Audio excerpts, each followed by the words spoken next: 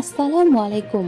আজকের সর্বশেষ সংবাদ জানাবো আমি নুসরাত। প্রথমেই জানিয়ে দেব সংবাদ শিরোনাম। বহু জাতিগোষ্ঠী ধর্মের স্বীকৃতি সংবিধানে রাখতে গণভোটে হ্যাঁ, বিজয়ী করুন আলী রিয়াজ। জামাত ক্ষমতায় আসলে হিন্দুদের জামাই আদরে রাখবে বললেন কৃষ্ণ নন্দী। ডেনমার্ক ও গ্রিনল্যান্ডের নেতাদের সঙ্গে বৈঠকে বসছেন ফ্রান্সের প্রেসিডেন্ট। সর্বশেষ জানাবো, নির্বাচন পেছাতে ব্যর্থ হয়ে একটি দল অপপ্রচার করছে বললেন নজরুল ইসলাম। শিরোনাম শুনলেন, এবারে বিস্তারিত। বহু জাতিগোষ্ঠী ধর্মের স্বীকৃতি সংবিধানে রাখতে গণভোটে হ্যাঁ বিজয়ী করুন বললেন আলী রিয়াজ। বাংলাদেশের সংবিধানে বহু জাতিগোষ্ঠী ও বহু ধর্মের স্বীকৃতি সুস্পষ্টভাবে নিশ্চিত করতে হলে গণভোটে হ্যাঁকে বিজয়ী করতে হবে বলে মন্তব্য করেছেন অন্তর্বর্তী সরকারের প্রধান উপদেষ্টার বিশেষ সহকারী অধ্যাপক আলী রিয়াজ। মঙ্গলবার ২৭ জানুয়ারি রাজধানীর জাতীয় জাদুঘরের প্রধান মিলনায়তনে গণভোটের প্রচার ও ভোটার উদ্বুদ্ধকরণের উদ্দেশ্যে সনাতন ধর্মাবলম্বীদের সঙ্গে মতবিনিময় শীর্ষক এক সভায় প্রধান অতিথির বক্তব্যে তিনি এসব কথা বলেন। আলী রিয়াজ বলেন, আপনারা যদি চান যে বহু জাতিগোষ্ঠী বহু ধর্মের স্বীকৃতি বাংলাদেশের সংবিধানে সুস্পষ্টভাবে থাকুক, তাহলে আমাদের সবার দায়িত্ব হচ্ছে হ্যাঁ ভোটকে বিজয় করা। এটি আমাদের করতে হবে, কারণ আমরা এই স্বীকৃতি নিশ্চিত করতে চাই। হিন্দু ধর্মীয় কল্যাণ ট্রাস্টের ভাইস চেয়ারম্যান তপন চন্দ্র মজুমদারের সভাপতিত্বে মতবিনিময় সভায় প্রধান উপদেষ্টার বিশেষ সহকারী মনির হায়দার ও ধর্ম মন্ত্রণালয়ের সচিব কামাল উদ্দিন বিশেষ অতিথি ছিলেন। হিন্দু ধর্মীয় কল্যাণ ট্রাস্টের ভাইস চেয়ারম্যান তপন চন্দ্র মজুমদারের সভাপতিত্বে মতবিনিময় সভায় প্রধান উপদেষ্টার বিশেষ সহকারী মনির হায়দার এবং ধর্ম মন্ত্রণালয়ের সচিব কামাল উদ্দিন বিশেষ অতিথি হিসেবে উপস্থিত ছিলেন। সভায় আলী রিয়াজ জুলাই জাতীয় সনদকে পাহাড় ও সমতলকে বিভক্ত করার রাজনীতির বিরুদ্ধে একটি উদ্যোগ হিসেবে উল্লেখ করেন। তিনি বলেন, সবার সমতার জন্য এমনকি ভাষা ও সংস্কৃতি রক্ষার ক্ষেত্রে যে সমতা, সেই সমতার প্রস্তাব করেছে জুলাই জাতীয় সনদ। আলী রিয়াজ আলো বলেন, সংবিধানের পরিবর্তন ও সংস্কারের বিষয়টি শুধু ভোটাধিকার নিশ্চিত করার মধ্যে সীমাবদ্ধ নয়, এটি নাগরিকদের সামগ্রিক অধিকার সুরক্ষার প্রশ্ন। ধর্ম পালনের অধিকার, ভাষাগত অধিকার, সাংস্কৃতিক ও ঐতিহ্যগত অধিকার সহ সব মৌলিক নাগরিক অধিকার নিশ্চিত করা জরুরি। বাংলাদেশ একটি বহু জাতিগোষ্ঠী, বহু ধর্ম ও বহু ভাষার মানুষের দেশ। এ বাস্তবতাকে রাষ্ট্রীয়ভাবে স্বীকৃতি না দিয়ে এসব অধিকার সুরক্ষিত না করা হলে দেশের ভবিষ্যৎ ক্ষতিগ্রস্ত হবে। এতে বাংলাদেশের যে অপরিমেয় সম্ভাবনা রয়েছে, সেগুলো বাধাগ্রস্ত হওয়ার আশঙ্কা থাকবে বলেও মন্তব্য করেন আলী রিয়াজ। গণভোট নিয়ে অপপ্রচার হচ্ছে উল্লেখ করে আলী রিয়াজ বলেন, বিভিন্নভাবে গণভোটকে কেন্দ্র করে জুলাই জাতীয় সনদকে কেন্দ্র করে অপপ্রচার হচ্ছে। আপনাদের কাছে অনুরোধ করব, এই অপপ্রচারের বিষয়ে আপনারা সচেতন থাকুন। যে কোনো বিষয় প্রচারের আগে আপনারা জুলাই সনদ পড়ে দেখবেন এটি আসলেই সেখানে আছে কিনা।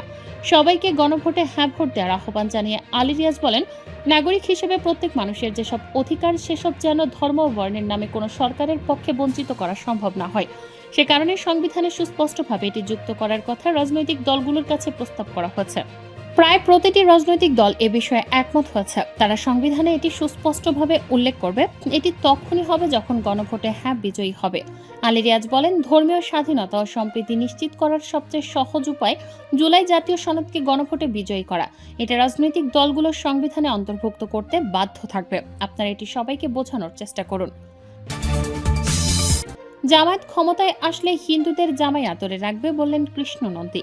খুলনা ১ আসনে জামায়াত মনোনীত সংসদ সদস্য প্রার্থী কৃষ্ণ নন্দী বলেছেন, হিন্দুদের বলা হয় জামায়াত ক্ষমতায় আসলে হিন্দুরা এই দেশে থাকতে পারবে না। কেন অপপ্রচার করেন জানি না। আমি বলতে চাই, জামায়াত ক্ষমতায় আসলে হিন্দুদের এই দেশে জামাই আদরে রাখবে। মঙ্গলবার বিকেলে খুলনা সার্কিট হাউস ময়দানে জামায়াতে ইসলামের নির্বাচনী জনসভায় বিশেষ অতিথির বক্তব্যে তিনি এসব কথা বলেন। কৃষ্ণ নন্দী আরও বলেন, জামায়াতে ইসলামী কখনো টাকা দিয়ে ভোট কেনে না। টাকা দিয়ে কেনা যায় হাটের গরু, ছাগল ও হাঁস মুরগি। আপনারা আমাদের আসনে চাঁদাবাজির টাকার বস্তার মুখ খুলে যাচ্ছেন নির্বাচন করতে এসে। আপনাদের পরোয়ার ভাইয়ের আসন থেকেও বস্তার মুখ খুলে দিয়েছেন, আমার আসন থেকেও টাকার বস্তার মুখ খুলে যাচ্ছেন। পারবেন না, টাকায় আমাদের মানুষ বিক্রি হবে না। গণভোটে হ্যাঁ ভোট দেওয়ার আহ্বান জানিয়ে তিনি বলেন, আগামী ১২ তারিখের প্রথম ভোট দিবেন হ্যাঁ এবং দ্বিতীয় ভোট ১১ দলীয় জোটের প্রার্থীদের বিজয়ী করে সংসদে নিয়ে যেতে পারলে সন্ত্রাস দুর্নীতিমুক্ত দেশ উপহার দেব, আমরা কথা দিচ্ছি। তিনি দলের দেখা শেষ জামায়াতে ইসলামীর বাংলাদেশ সমাবেশে প্রধান অতিথি ছিলেন জামায়াতে ইসলামীর আমির ডাক্তার শফিকুর রহমান। বক্তৃতা করেন জামায়াতে ইসলামীর সেক্রেটারি জেনারেল মিয়া গোলাম পরোয়ার সহ খুলনার ৬টি আসনের ১১ দলীয় জোটের প্রার্থী এবং স্থানীয় জাতীয় পর্যায়ের নেতাকর্মীরা। ডেনমার্ক ও গ্রিনল্যান্ডের নেতাদের সঙ্গে বৈঠকে বসছেন ফ্রান্সের প্রেসিডেন্ট ইমানুয়েল ম্যাক্রো বুধবার প্যারিসে ডেনমার্ক ও গ্রিনল্যান্ডের নেতাদের সঙ্গে একটি কার্যকরী মধ্যাহ্নভোজে অংশ নেবেন বলে মঙ্গলবার তার কার্যালয় জানিয়েছে। প্রেসিডেন্ট দপ্তরের এক বিবৃতিতে বলা হয়, ম্যাক্রো ইউরোপীয় সংহতি এবং ডেনমার্ক ও গ্রিনল্যান্ডের সার্বভৌমত্ব ভৌগোলিক অখণ্ডতার প্রতি ফ্রান্সের সমর্থন পুনরায় ব্যক্ত করবেন।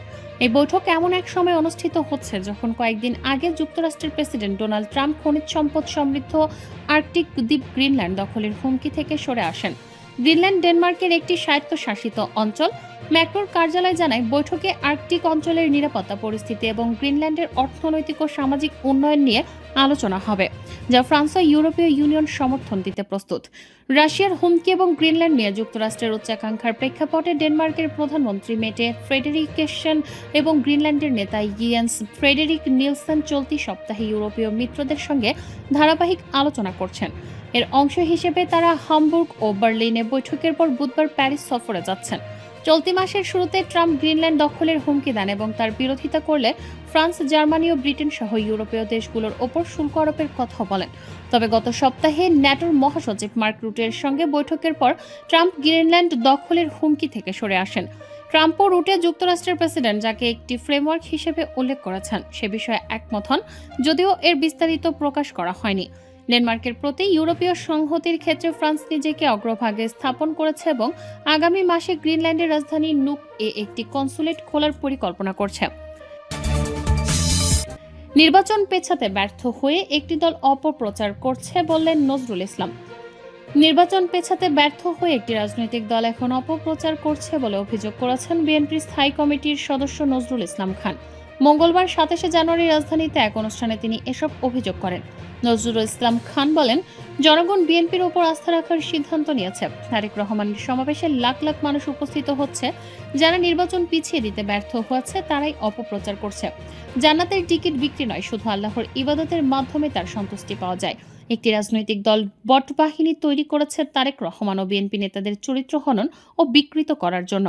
বিএনপির এই জ্যেষ্ঠ নেতা আরও বলেন, যে দল ঢাকা বিভাগে আজ পর্যন্ত কোনো আসনে বিজয়ী হয়নি, সেই দলের নেতারা নানা উদ্ভট কথা বলছেন।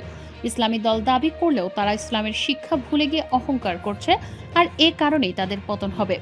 বিএনপি ক্ষমতায় গেলে জুলাই সনদের পাশাপাশি দেশ ও মানুষের কল্যাণে যা সংস্কার দরকার সবই করবে দাবি করে নজরুল ইসলাম খান বলেন, আইনের শাসন প্রতিষ্ঠা ও সবার নিরাপদ জীবনের জন্য অভিজ্ঞ রাজনৈতিক দলের প্রয়োজন।